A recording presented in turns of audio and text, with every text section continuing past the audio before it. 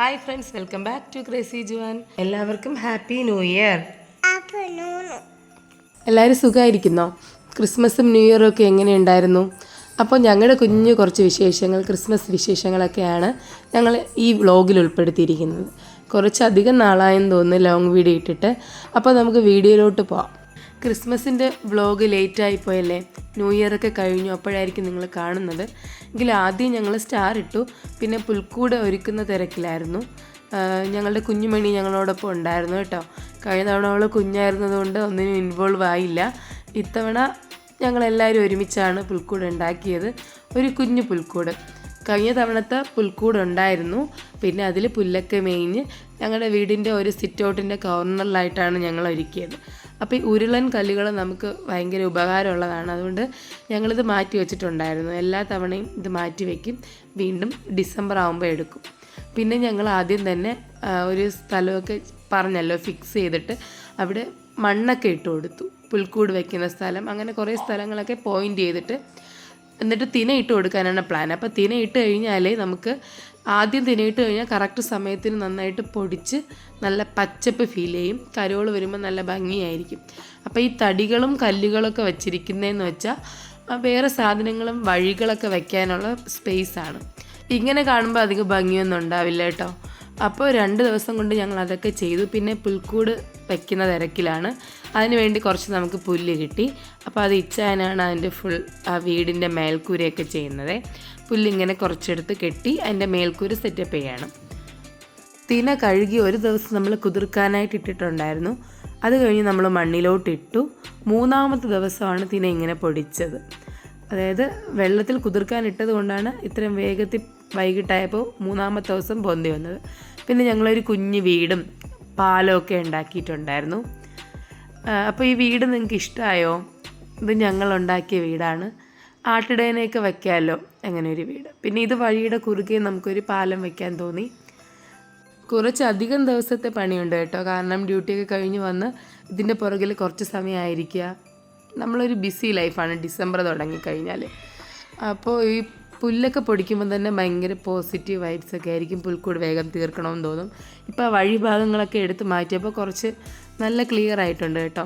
പുൽക്കൂടിന് ഇപ്പോൾ വഴിയിൽ മണലിൻ്റെ പൊടിയൊക്കെ ഇട്ടു.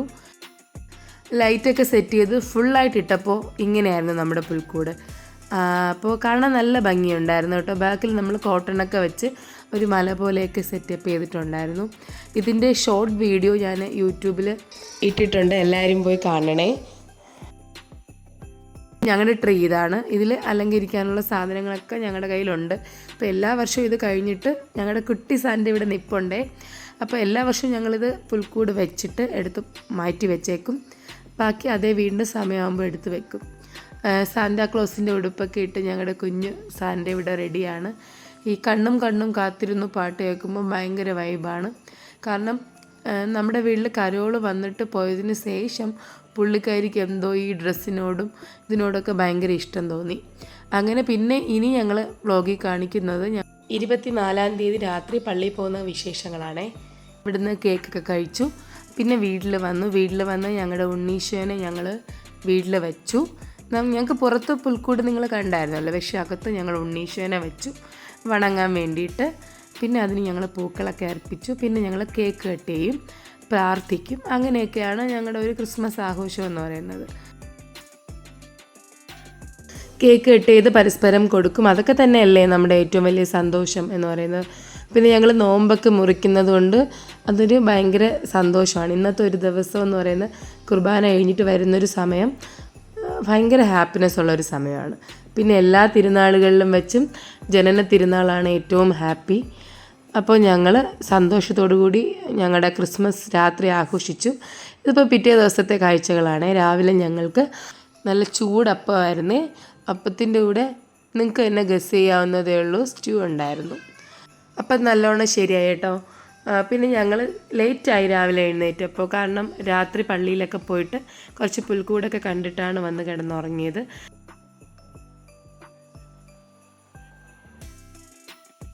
അങ്ങനെ ഞങ്ങൾ അപ്പമൊക്കെ ഉണ്ടാക്കിക്കൊണ്ടിരിക്കുവാണ്. ചൂടോടുകൂടി കഴിക്കാനാണ് ഒരു പ്രത്യേക സ്വാദ്. പിന്നെ ഞങ്ങൾ ചിക്കൻ സ്റ്റ്യൂ ആണ് ഉണ്ടാക്കിയത്. ക്യാരറ്റും സവാളയും ഉരുളക്കിഴങ്ങൊക്കെ ഞാൻ തലേ ദിവസമേ കട്ട് ചെയ്ത് വെച്ചിട്ടുണ്ടായിരുന്നു. അതുകൊണ്ട് തന്നെ പെട്ടെന്ന് നമുക്ക് ഇത് ഉണ്ടാക്കിയെടുക്കാൻ പറ്റി. ചിക്കനൊക്കെ ഇങ്ങനെ ഒന്നാം തേങ്ങാപ്പാലിൽ കിടന്ന് കുറുകി നല്ലോണം വെന്ത് വരട്ടെ, നമുക്കതുവരെ വെയിറ്റ് ചെയ്യാം. അങ്ങനെ അപ്പവും സ്റ്റൂ ഒക്കെ ഇവിടെ റെഡിയായി. അപ്പോൾ നമ്മുടെ ബ്രേക്ക്ഫാസ്റ്റിൻ്റെ സമയമാണ്. ഞങ്ങൾ ഒരുമിച്ചിരുന്ന് ഫുഡ് കഴിച്ചു. അപ്പോൾ ക്രിസ്മസിന് ഉച്ചയ്ക്ക് എന്താ സ്പെഷ്യൽ എന്ന് ചോദിച്ചാൽ ബിരിയാണിയാണ്. ആദ്യം ഞാൻ പപ്പടം വറുത്ത് കോരി, കാരണം മറന്നു പോകാറുണ്ട് പലപ്പോഴും. പിന്നെ ലാസ്റ്റ് ഒരു ഹറിബറിയായിട്ട് ചെയ്യാൻ മടിച്ച് ആദ്യമേ ഞാൻ പപ്പടം ഉണ്ടാക്കി വെച്ചു. പിന്നെ ബിരിയാണി ഉണ്ടാക്കുന്നുണ്ട്, അതിനോടൊപ്പം ബീഫ് കറി വയ്ക്കുന്നുണ്ട്. ഡീറ്റെയിൽ ആയിട്ടൊന്നും വീഡിയോ എടുത്തിട്ടില്ല, കാരണം റെസിപ്പീസിൻ്റെ വീഡിയോ എടുക്കേണ്ട ആവശ്യമില്ലല്ലോ, എല്ലാവരും വീട്ടിൽ ചെയ്യുന്നതാണ്. ഇവിടെ ഞാനിപ്പോൾ ബീഫ് എല്ലാം അരപ്പൊക്കെ ഇട്ട് നല്ലോണം കുക്ക് ചെയ്യാൻ വേണ്ടി കുക്കറിൽ വെച്ചു. ആ സമയം കൊണ്ട് ബിരിയാണിയൊക്കെ റെഡിയായി. ഇതേ ഫുൾ ലഞ്ചിൻ്റെ സെറ്റപ്പ് കാണിക്കാം. ബിരിയാണി, സ്റ്റൂ ഉണ്ട്, ബീഫുണ്ട്, പിന്നെ ചിക്കൻ ഫ്രൈ ഉണ്ട്, പിന്നെ സാലഡ്, നാരങ്ങ, അച്ചാർ, പപ്പടം, കേക്ക്, പിന്നെ വെള്ളം, തൈര്. അങ്ങനെ ഞങ്ങൾ ഫുഡൊക്കെ കഴിച്ചു. ക്രിസ്മസിന് പൊളിയായിരുന്നു. ഒരുപാട് സ്ഥലങ്ങളും പുൽക്കൂടുകളും ഒക്കെ കാണാൻ പോയി. അതെല്ലാം ഞാൻ സെപ്പറേറ്റ് വീഡിയോ ആയിട്ട് തന്നെ ഇട്ടിട്ടുണ്ടായിരുന്നു. പിന്നെ എൻ്റെ വീട്ടിൽ പോയി, അവിടെ അനിയത്തിമാരൊക്കെ ഉണ്ടായിരുന്നു. അവിടെ വെച്ച് ക്രിസ്മസ് ആഘോഷിച്ചു. ഞങ്ങൾ കേക്ക് കട്ട് ചെയ്തു, ഗിഫ്റ്റ് എക്സ്ചേഞ്ച് ചെയ്തു. നല്ല അനുഭവങ്ങളായിരുന്നു കേട്ടോ. അപ്പോൾ ക്രിസ്മസും ന്യൂ ഇയറൊക്കെ എന്തായാലും ഞങ്ങൾ അടിച്ചു പൊളിച്ചു. നിങ്ങൾ അടിച്ചു പൊളിച്ചോ? കമൻറ്റ് ചെയ്യണേ. ഞങ്ങളുടെ ട്രിവാൻഡ്രത്ത് ഞങ്ങൾ ലൈറ്റ് കാണാൻ പോയി. ഒട്ടുമിക്ക സ്ഥലങ്ങളിലും പോയി, നല്ലതായിരുന്നു. അതിൻ്റെ എല്ലാം പ്രത്യേകിച്ച് വീഡിയോ ഇട്ടിട്ടുള്ളത് കൊണ്ടാണ് ഇതിലൊന്നും ഉൾപ്പെടുത്താത്തത്. എന്തായാലും നല്ല സന്തോഷത്തിൻ്റെയും സമൃദ്ധിയുടെയും ഒരു അടിപൊളി ന്യൂ ഇയർ എല്ലാവർക്കും സമാധാനപൂർണ്ണമായിരിക്കട്ടെ. നിങ്ങളുടെ എല്ലാ പ്രാർത്ഥനകളും ആഗ്രഹങ്ങളും സാധിക്കട്ടെ. ആത്മാർത്ഥമായി പ്രാർത്ഥിച്ചുകൊണ്ട് ഈ വീഡിയോ നിർത്തുകയാണ്. Happy new year.